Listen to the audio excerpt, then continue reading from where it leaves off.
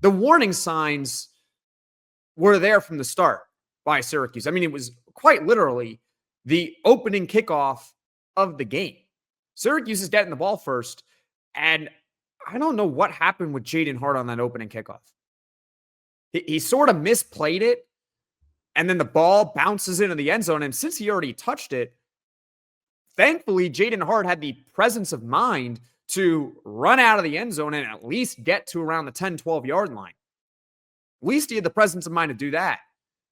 But what's even worse is that not long after, Jaden Hart decides to run a kickback to the 10-yard line. So special teams, which was so great through 4 games, was not exactly on point in this one. Too many miscues. Jaden Hart on kickoffs, Davian Kerr catching a punt at the 5-yard line. Not good enough. Not good enough. And spoiler alert on kickoffs, it's okay to just take the ball at the 25. It's okay. Help your backup quarterback out a little bit with Rickie Collins. We'll get to him. I promise you. We'll get to Rickie Collins.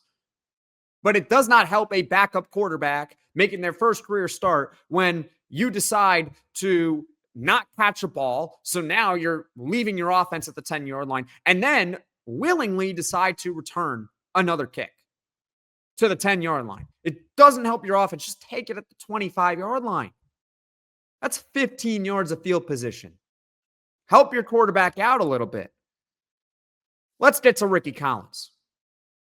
That first pick on the first drive of the game. Let's backtrack actually a little bit.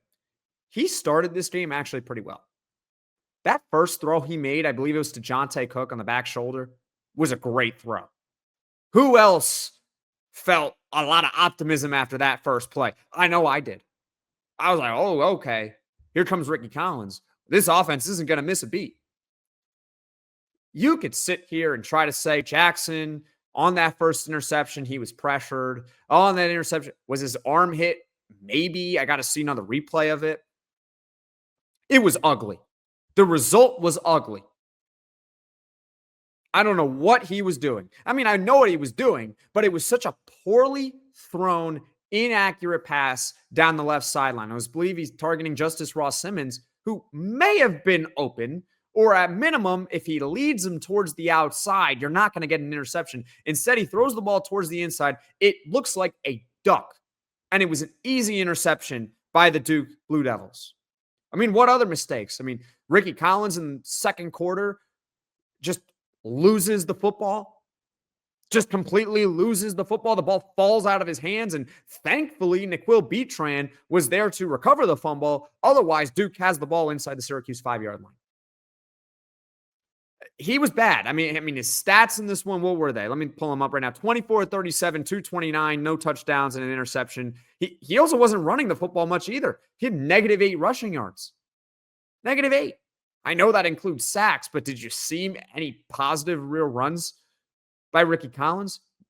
He's clearly a good athlete, but we didn't see it in this one. We did not see it at all. There were missed scoring opportunities by Syracuse. First quarter, Syracuse down 3-0. Credit to the defense. They actually hold Duke to a field goal after that Rickie Collins interception. And Yassine Willis, it's going to be tough to criticize him here because he breaks off a big run. 35 yards. He hurdles a defender. The crowd is going berserk. He's racing his way to the end zone. Green grass in front. It's going to be 7-3 Syracuse. They're going to be just fine. But instead, inside the 10-yard line, instead of running straight, which it looked like if Yassine Willis stays running straight, at minimum, he probably gets tackled inside the 3. If not, he scores. He tries to cut it back to the left. And Duke is able to recover in time to stop him at the 6-yard line. But that's really being nitpicky because you're still set up first and goal from the 6-yard line.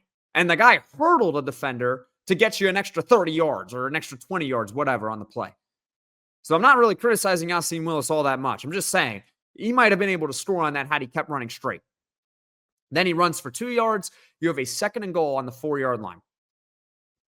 You're in good spot. you're in good shape. And Rickie Collins, to his credit, evades pressure. He's rolling out to his right. All he's got to do is have the presence of mind to realize he's outside the tackle box. He could throw the football away, just throw it away, and you have 3rd and goal from the 4. But instead, he takes a sack, an unnecessary sack after he did a great job evading pressure and rolling right. He could have just thrown the ball away, taken 3rd and 4. Instead, he makes a mistake, and he takes a sack. Now it's 3rd and goal from the 11, and Syracuse ends up kicking the 29-yard field goal by Trip Woody. So it's 3-3. It should have been 7-3 in that moment. Then you have Jonte Cook's fumble at the start of the 3rd quarter after Syracuse defense made a stop. And I excused Jonte Cook for the first fumble because it was targeting. It was not his fault. But that second fumble, he catches it. He's turning upfield, and he just gets stripped. It cannot happen. He's turning upfield. The team is down 24-3. They just had something positive. They got to stop on defense. And at that point of the game, you can't score 21 points on one offensive possession. All you can really do, take it one play at a time, one drive at a time, and just trying to stack positive momentum in your favor. The defense got off the field to start the first half. Jonte Cook cannot fumble. He can't. It can't happen. I don't care that Jonte Cook actually performed pretty well. That was a killer mistake on that one. What more? Well, there was plenty more mistakes to go around. It wasn't just the offense either. I mean, let's talk about the Syracuse defense. Oh my goodness.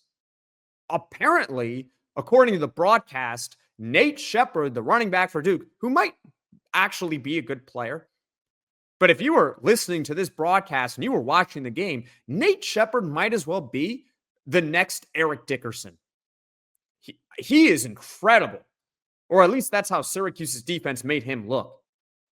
That's Eric Dickerson in the backfield, apparently. Darian Mensah, the quarterback, who's great, by the way, best quarterback in the ACC, he didn't have to break a sweat. He didn't have to do much. And his stats were good. They were fine, but he didn't really have to do anything. He just had to make timely throws here and there. So much space. I mean, Cooper Barkate, their wide receiver, who we talked about in the lead up to this game, he's really good. This was hilarious. He burns Demetrius Samuel for a touchdown. He burns him so badly that he still catches the touchdown right in front of Demetrius Samuel after he commits pass interference. Demetrius Samuel did, that is. I mean, if you're going to commit pass interference, if you're Demetrius Samuel, actually interfere with him. Not all penalties are created equal. They're not all created equal. If a guy is going to beat you for a touchdown, then pass interference there is actually the smart thing to do. It's not the NFL where if you commit pass interference in the end zone, it's automatically at the 1. You might as well just do it. Just commit pass interference and actually prevent him from catching the ball. So that was an embarrassing play. I mean, Brahim Long got completely burnt on a 3rd and 9 swing pass where he could not get to his man in time. He was running across the formation, and then he just misses a tackle on top of that as he's going through his legs. Big 4th and 2. I mean, Syracuse defense, we talked about this in the first half. You're allowed to get off the field, and they did not.